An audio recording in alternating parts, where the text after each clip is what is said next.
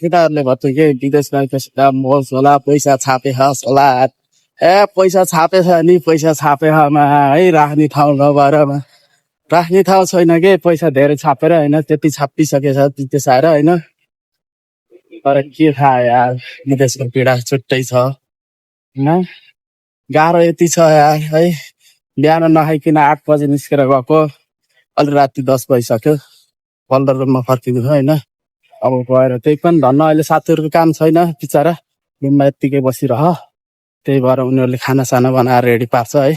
अहिले गएर उठेर ठ्याक्क खाना पाइगयो केटाहरूको काम नभएर बिचरा काम नभएको पीडा त अर्कै छ तर एउटा खुसी चाहिँ खाना चाहिँ बनाएर राखिदिन्छन् है केटाहरूले माया गर्छन् लास्टै होइन नै भने सबै साथी एउटै हुँदैन होइन खानासाना बनाएर राखिदिने टक्क लाएर